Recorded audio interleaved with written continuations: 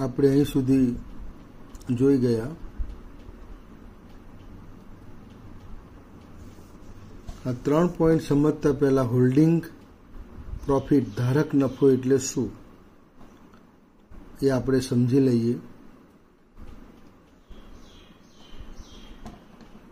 The income or profit can be determined based on replacement cost, can be divided in 2 parts. પુનઃસ્થાપના પદ્ધતિને આધારે અથવા તો એની કિંમતને આધારે જે આવક કે નફો નક્કી કરવામાં આવે છે એને 2 ભાગમાં વહેંચવામાં આવે છે।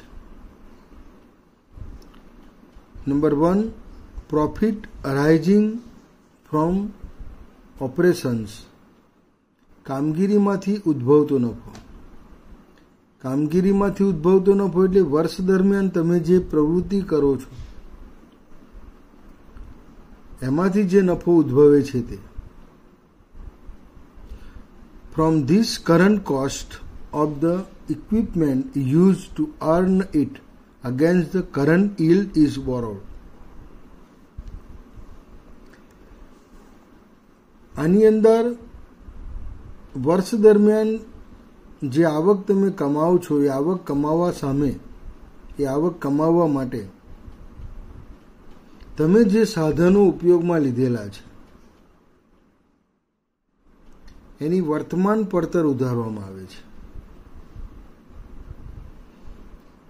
અહીંયા સાધનોની વર્તમાન પડતર એટલે શું? તમે જે સાધનો ખરીદેલા છે, મશીનરી છે, યંત્રો છે વગેરે વગેરે, એ જૂની કિંમતના હશે। 2015ની અંદર યંત્ર ખરીદ્યું હોય પણ 2021ની આવક તમે ગણો છો ત્યારે એ 2015 નું જે યંત્ર છે એની આજની કિંમત કઈ અને એને આધારે એનો ઘસારો કેટલો એની વર્તમાન પડતર કહેવાય। એટલે આવક કમાવા માટે, ચાલુ વર્ષે આવક કમાવા માટે એની સામે તમે જે કિંમત ઉધારો છો એની વર્તમાન કિંમતે હોવું જોઈએ। સેકન્ડ, હોલ્ડિંગ પ્રોફિટ ધારક નફો। ધારક નફો એટલે કોઈ પણ મિલકત ધારણ કરવાથી અને એને રાખી મૂકવાથી એની કિંમતમાં જે વધારો થયો છે, 2010ની અંદર 5000ની મશીનરી હોય તો એની ઘસારા બાદની અત્યારની કિંમત અને એની ઘસારા બાદની વર્તમાન કિંમત એની સરખામણી કરતા એની કિંમતમાં જેટલો વધારો થયો છે એ વધારાની કિંમતને ધારક નફો કહેવામાં આવે છે। ધારક નફો એટલે રાખી મૂકવાથી આપણને પ્રાપ્ત થતો નફો। which does not arise from the operation of the business but from certain asset or debt holding in business. આ પ્રકારનો જે નફો છે એ ધંધાની પ્રવૃત્તિમાંથી કે કામગીરીમાંથી ઉદ્ભવતો નથી, પરંતુ અમુક મિલકતો કે દેવા ધંધામાં રાખી મૂકવાથી ઉદ્ભવે છે। As the business is to continue for long time in future, the holding gain arise out of present replacement value of asset must be retained in business for replacement. ભવિષ્યમાં ધંધો લાંબા સમય સુધી ચાલુ રાખવાનો હોય છે એટલે તમે જે મિલકતો ખરીદેલી છે એ મિલકતો તમે ધંધામાં રાખી મૂકો છો। એટલે આ મિલકતો રાખી મૂકવાથી એની વર્તમાન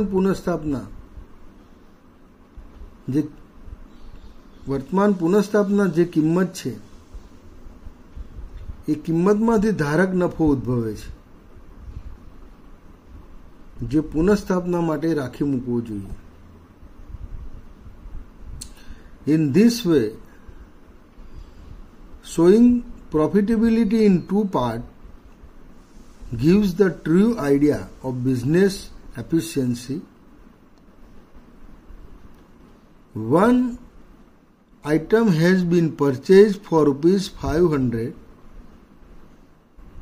On the day of sale, has to pay ₹600.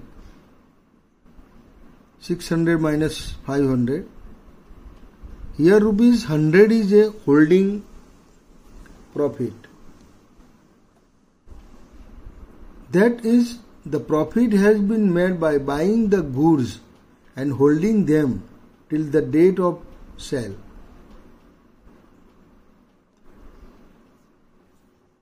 ધંધામાં જે આ પ્રકારનો નફો ઉદ્ભવે છે એને બે ભાગમાં વહેંચીને બતાવવામાં આવે છે, જેથી ધંધાની કાર્યક્ષમતાનો સાચો ખ્યાલ આવે છે. એક વસ્તુ ₹500 તમે ખરીદેલી છે.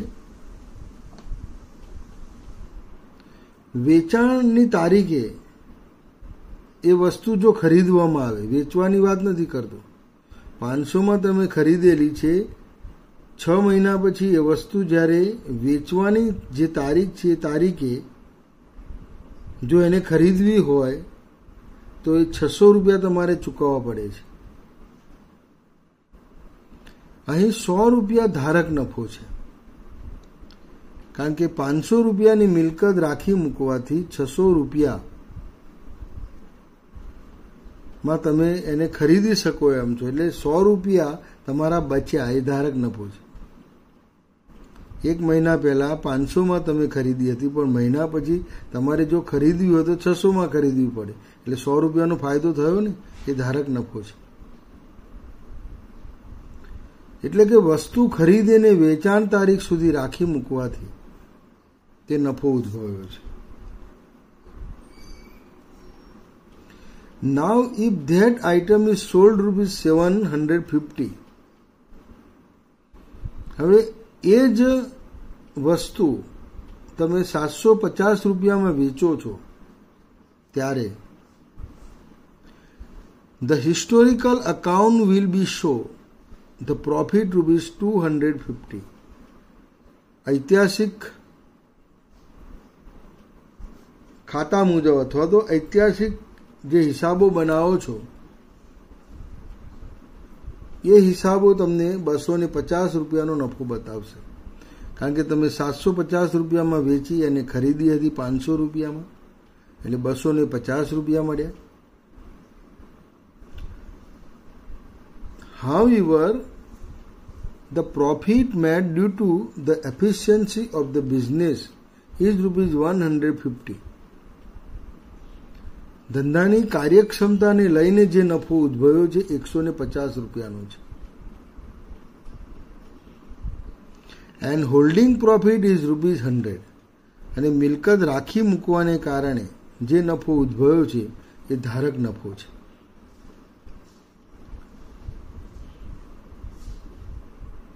મિલકત ₹750 તમે વેચી છે, પરંતુ જો અત્યારે ખરીદીને તમે વેચી હોત તો 600 ખરીદી હોત ને 750 વેચી હોત, એટલે ₹150 જે નફો થયો ધંધાની કાર્યક્ષમતાને કારણે, ધંધાની કામગીરીને કારણે થયું છે. પરંતુ ₹500 ખરીદી અને 750 વેચી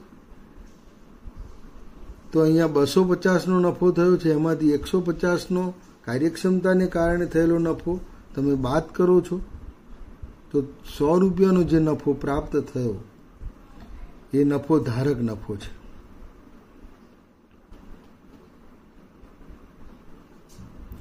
Preparing the account on the basis of the cost of replacement is shown in two parts. પુનઃસ્થાપના કિંમતને આધારે જ્યારે તમે હિસાબો તૈયાર કરો છો ત્યારે નફો 2 ભાગમાં બતાવવામાં આવે છે. ધારક નફો અને કાર્યક્ષમતાને કારણે કામગીરીમાંથી ઉદ્ભવતો નફો. નફા નુકસાન ખાતાની અંદર in the profit and loss account આ બંને પ્રકારનો નફો તમારે અલગ બતાવવાનો છે.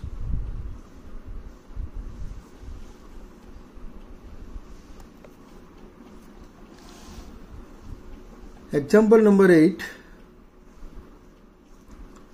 On 1st April 2002, 1/4/2002 ના રોજ a company purchase a machine for ₹25,000. 25,000 રૂપિયામાં એક મશીનરી ખરીદેલી છે. Its replacement value as on 31st March 2003 was ₹30,000. એની પુનઃસ્થાપના કિંમત 31/3/2003 ના રોજ 30,000 ની છે.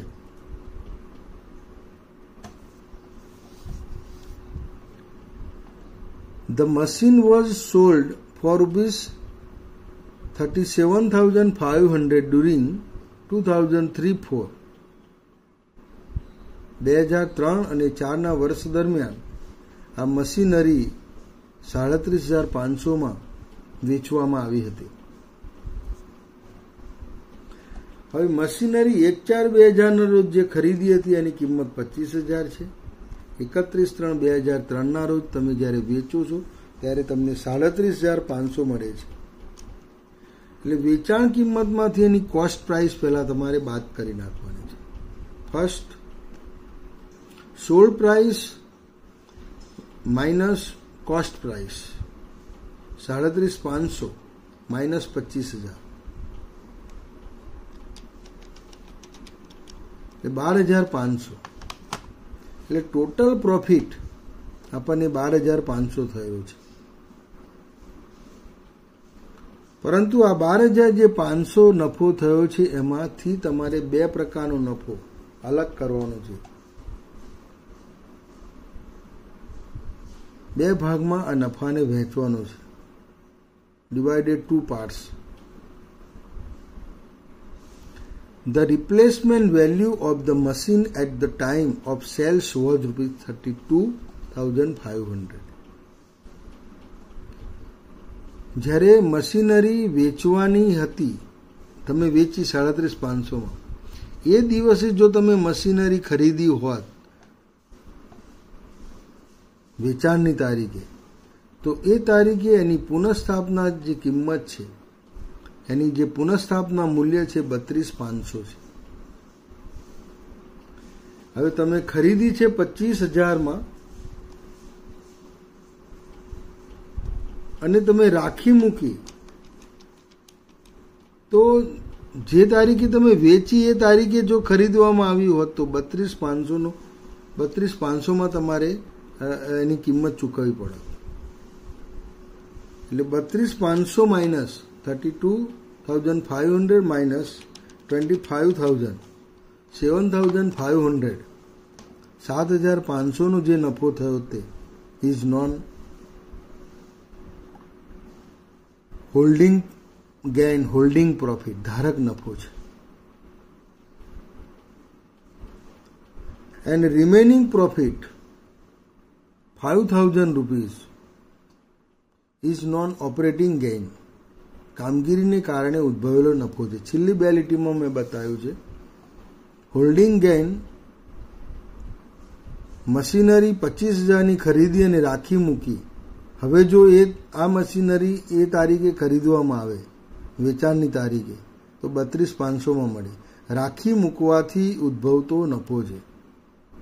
મિલકતને રાખી મૂકવાથી જે નફો થાય છે એને ધારક નફા તરીકે ઓળખવામાં આવે છે. 7,500. અને ઓપરેટિંગ ગેઇન એટલે મિલકત તમે જે વેચો છો,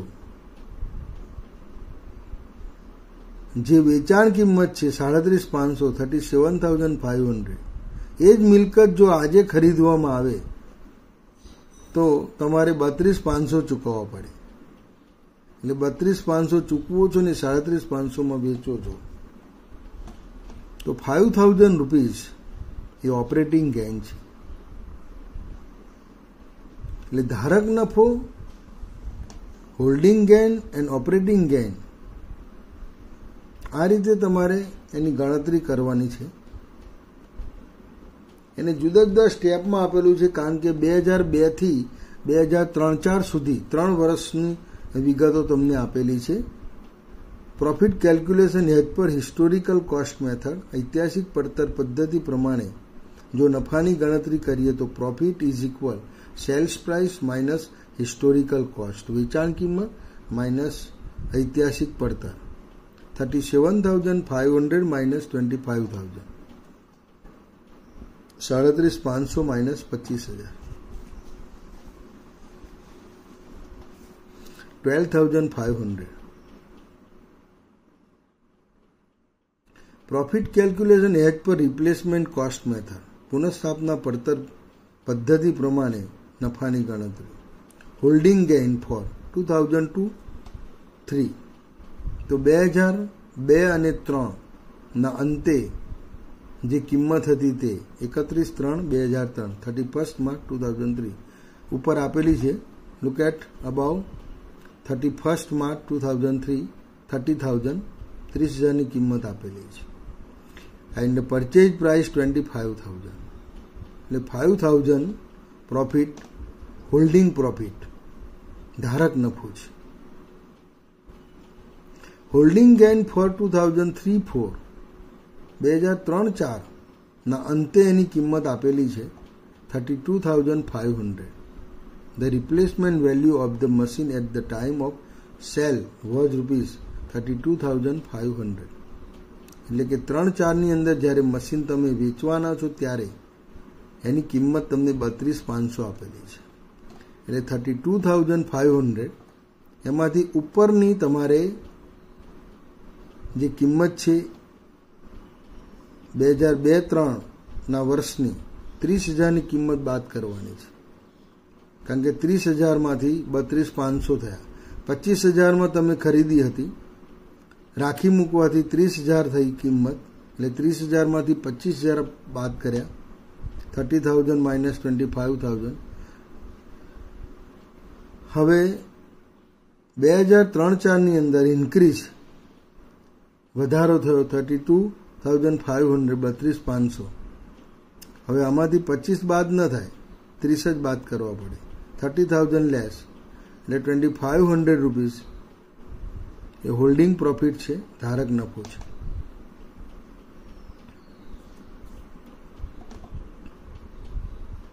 પ્રોફિટ રિયલાઇઝ, હવે તમે વેચો છો, સોલ્ડ કરો છો એને, તો 37,500માં વેચો છો, તો 32,500 સુધીની જે કિંમત છે રાખી મૂકવાથી થયેલી કિંમત છે. અત્યારે એને ખરીદવી હોય તો 32,500માં તમને મળે 37,500 માઇનસ 32,500, 5,000 પ્રોફિટ રિયલાઇઝ. જે નફો તમને મળેલો છે 5,000નો નફો, એ ઓપરેટિંગ ગેઇન છે, કામગીરીમાંથી ઉદ્ભવતો નફો છે, ધંધો કરવાથી ઉદ્ભવતો નફો છે. મિલકતને રાખી મૂકવાથી જે નફો થાય છે એ ધારક નફો છે. પરંતુ મિલકત જ્યારે વેચો છો તમે, એ દિવસે જો એને ખરીદવામાં આવે તો એ બે વચ્ચેનો જે તફાવત છે એની કામગીરી નફા તરીકે ઓળખવામાં આવે છે. અહીંયા એક બીજું સિમ્પલ ઉદાહરણ તમને આપું. તમે ઘર માટે વર્ષની શરૂઆતમાં એક ખુરશી લાવો છો, ચેર લાવો છો, 1,000 રૂપિયામાં એ ખુરશી તમે લાવો છો. વર્ષના અંતે એ ખુરશી જો વેચવામાં આવે તો તમને 1,500 રૂપિયા મળે એમ છે. તો 1,500માંથી 1,000 બાદ કરો એટલે 500 રૂપિયાનો નફો થયો. પણ આ ખુરશી જે દિવસે તમે વેચાણ કર્યું 1,500માં, એ દિવસે જો બજારમાં ખરીદવા જાઓ તો તમને 1,200 રૂપિયામાં મળે છે.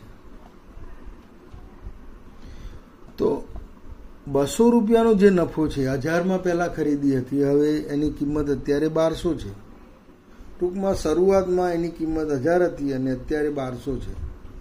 તો 200નો નફો એ ધારક નફો છે, હોલ્ડિંગ પ્રોફિટ છે. કુલ 500નો નફો થયો છે. 1200 રૂપિયા ઉપરાંતનો જે નફો 300નો નફો છે, એડિશનલ પ્રોફિટ 300, એ કામગીરીમાંથી ઉદ્ભવતો નફો છે. અરાઇઝ ફ્રોમ ઓપરેટિંગ એક્ટિવિટીઝ, કામગીરીમાંથી ઉદ્ભવેલો એ નફો છે. આમ ધારક નફો અને કામગીરીમાંથી પ્રાપ્ત થતો નફો, એ બંને નફાની ગણતરી તમારે અહીં કરવાની છે અને નફા નુકસાન ખાતાની અંદર એને બતાવવાની છે.